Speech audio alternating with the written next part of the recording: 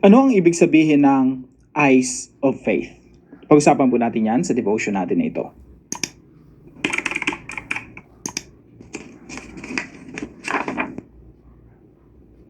Magandang araw po sa bawat isa sa inyo. Welcome back to our 365 Daily Devotions, Bible Characters Edition. Binabati ko po muna si Jose Hezole, Josie Tanaka, and Corazon Sangalang. Maraming salamat po sa inyong pagsubaybay dito sa ating mga devotions. I hope, marami po tayong natututunan at lumalago tayo sa ating pagkilala sa Diyos at pagsunod sa ating Diyos. At binabati ko rin po ng happy anniversary si Kuya Ray and si Sister Ederlina. Now, yung devotion po natin ay patungkol po sa rebellion ng Israel laban sa Diyos. So, bago po yan, reviewin ko po muna kayo. Ito po yung mga nangyari nung simula ng paglaya ng bayan ng Israel mula sa Ehipto. So, sila po ay nakatira dito sa Goshen. And mula po rito, pumunta sila ng Succoth, papunta rito sa area na ito para tumawid sa dagat. Now, yung pagtawid sa dagat, maraming mga theories dyan, pero most likely dito yon, no? Pwedeng dito, pwedeng sa baba. We don't know for sure. So, tumawid sila rito, and then dito na nagsara yung dagat. And then after that, sinustain sila ng Panginoon, ng pagkain, bread from heaven, ng quail. And then dito, gumawa sila ng gintong baka at the same time. Ito yung mga panahon na binigay ng Diyos yung kanyang 10 utos. And then after that, pumunta sila ng Kadesh Barnea dito sa lugar na ito. Now, nung nagkampo sila rito, isipin niyo po, wala silang mga structure, mga tent lang sila, tapos mga 2 million, 2.5 million sila, or 3 million. So, nandito sila sa lugar na ito. Ang pangako po ng Diyos kasi kay Abraham pa lang, na yung kanyang lahi mula dito sa Egypt, sila ipapasok sa Promised Land. Now, nung nandito sila sa Kadesh Barnea, nagsugo po sila. Ang isusugo po nila rito ay yung, ang sinugo po rin ito yung 12 spies, 12 spiya, galing po sa 12 tribo. So, nagsugo po sila, at yung taas po na yan, Promised Land. Pakita ko po sa inyo dito sa Google Map. So, dito sila sa Egypt, going to the Promised Land. Zoom in lang natin. So, nandito sila sa bandang baba, dito sa Kadesh Barnea. Nagsugo sila ng espiya dito sa lupang pangako. Tapos, ito po yung nangyari. Yan na. So, ito po yung nangyari sa Numbers chapter 13, tsaka Numbers chapter 14. 13 and 14, dalawang chapters po yun. So, nakita nila, napakasagana ng lupain, napakaganda ng lupain, ang gaganda, lalaki ng mga bunga ng mga, yung uba siguro, gasantol yung laki, no? So, sagana-sagana yung lupa. Talagang land of flowing with milk and honey. Ayon sa pangako ng Diyos na yun yung magiging lupain nila.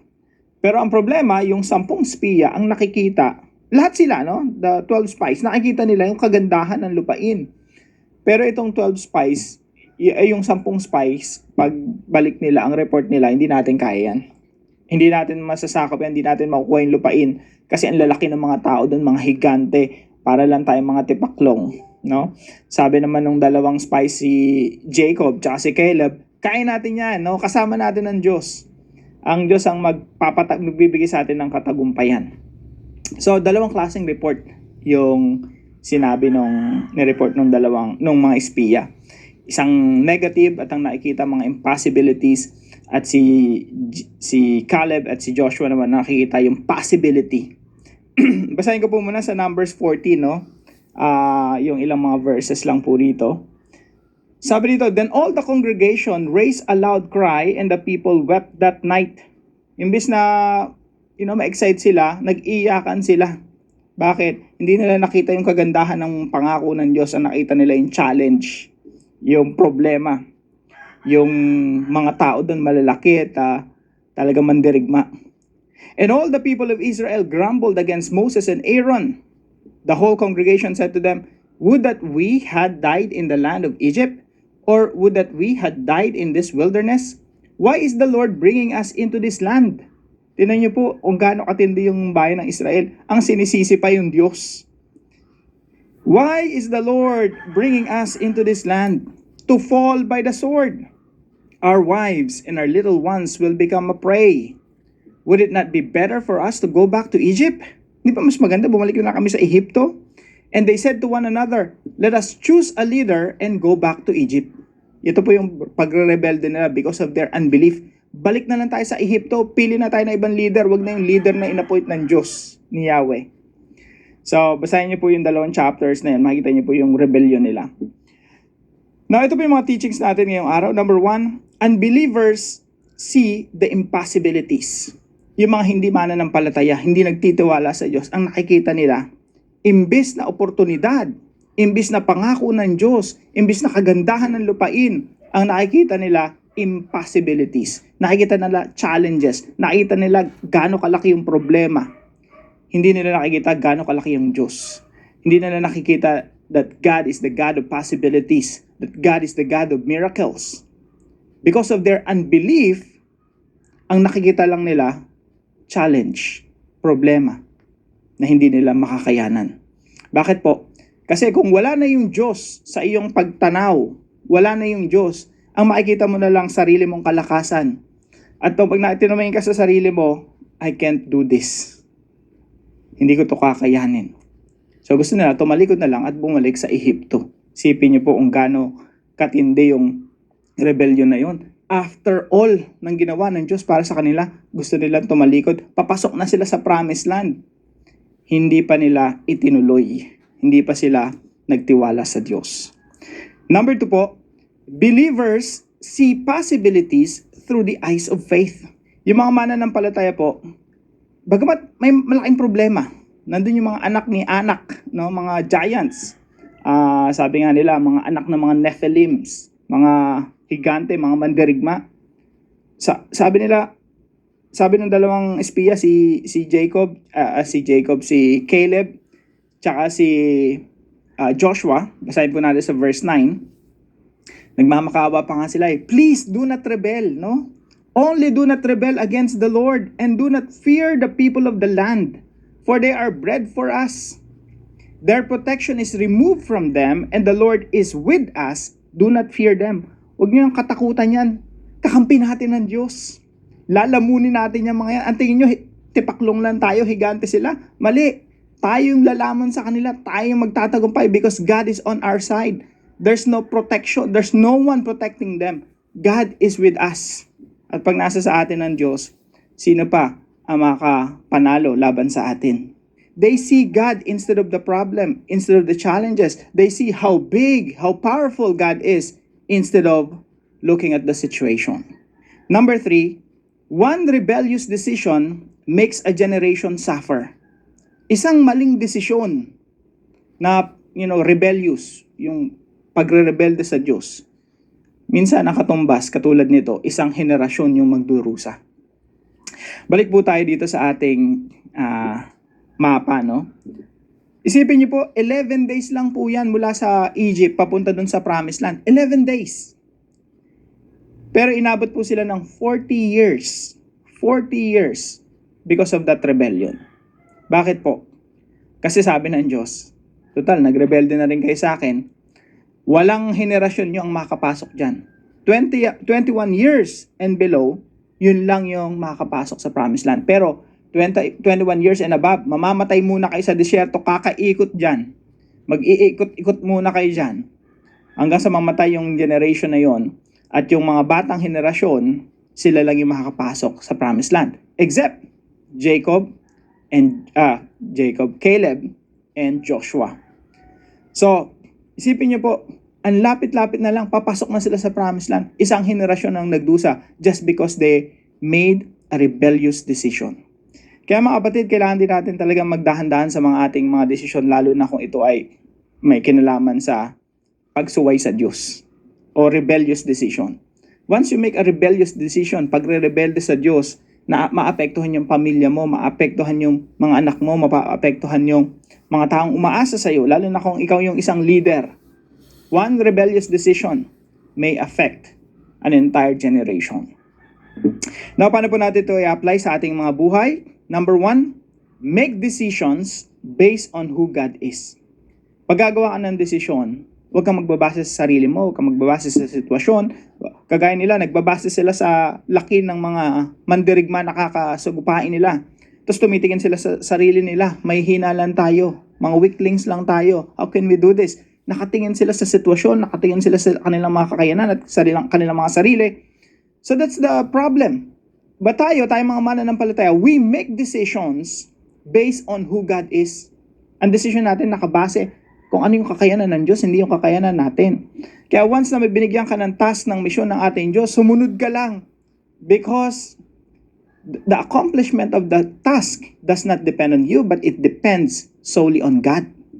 Pag gumagawa tayo ng desisyon, hindi tayo nakabase sa ating mga sarili, sa sitwasyon, kundi sa Diyos lamang. Sino ba yung Diyos? Gaano ba kalaki ang Diyos? Gaano ba makapangyarihan ng Diyos? Then decide based on your faith in God. Pangalawa po, overcome giants for God's greater glory. Alam niyo po yung Diyos, gusto talaga ng Diyos na yung bayan ng Israel na mas mahina, kasagupain talaga yung mga higante. Para mas lalong maunawaan ng mga Israelita na yung kanilang tagumpay, hindi yan nakabase sa kanilang sariling lakas. Talagang gusto ng Diyos na yung bayan ng Israel, kaharapin yung mga higante. Dahil talaga, kung isipin mabuti, galing silang desyerto, sa kakasagupain mga walled yan, may mga pader yan, may well-defended cities yan, mga lugar na yan sa promised land. Talagang lugi sila kung iisipin mo. Pero, gusto ng Diyos, yung bayan ng Israel manampalataya sa Kanya. At kapag binigyan ng katagumpayan ng Diyos yung bayan ng Israel, lahat ng kapurihan, ang papuri, lahat yun babalik sa Diyos. So, overcome giants. Mga higante sa buhay natin. Talagang ino-overcome natin yan. We conquer giants. For God's greater glory. Para sa kaluwalhatian ng Diyos. Yan yung tamang mindset. We see things through the eyes of faith. Tinitingnan natin mga bagay-bagay, yung sitwasyon natin, yung future natin, yung mga kasasagupain natin, yung laban ng buhay. Tinitingnan natin yan sa pamagitan ng mata ng pananampalataya. Yung nakikita natin mga posibilidad, hindi impossibility. Because we look at God, we put our faith in God. And number 3, trust God's protection and empowerment.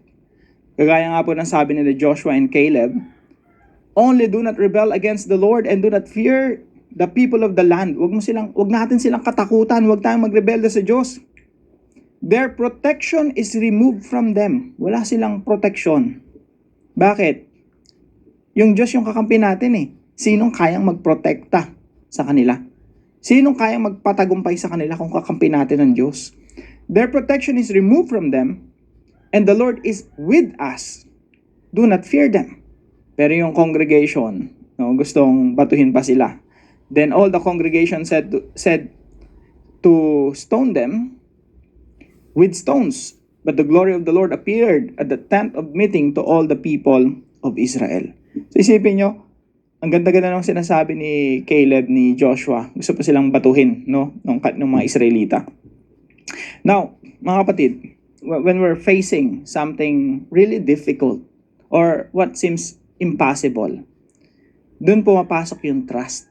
Doon pumapasok yung pagtitiwala sa Diyos. We trust God's protection and empowerment. Una, protection. Yung protection, ito yung magproprotekta sa iyo. Empowerment naman, ito yung papalakasin ka ng Diyos, bibigyan ka ng Diyos ng kapasidad para magtagumpay. Dalawa po yun. Protection, so that you won't be defeated. Yung empowerment naman, so that you can defeat the challenges in life.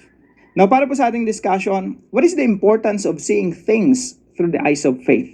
Pag-usapan po natin yan sa ating mga discussion groups. At para po sa ating dive deeper video, 5 reasons why unbelievers cannot enter the kingdom of heaven. Kasi po itong istorya nito ay, again, shadow of what is to come. Na sa kaharian ng Diyos, hindi ka makakapasok rin kung ikaw ay isang unbeliever. Tayo po yung manalangin. Father God, you are sovereign, faithful and mighty. Forgive me when I see only impossibilities instead of trusting who you are. When fear and doubt cloud my vision, Remind me that faith sees through your promises, not through circumstances. Guard my heart from rebellion and unbelief that can bring harm to others. Teach me to make decisions grounded in your character and your word. Strengthen me to face the giants before me for your greater glory. Empower me by your Spirit to walk courageously and to trust in your protection. Help me live by faith each day. In Jesus' name, amen and amen. Kung kayo po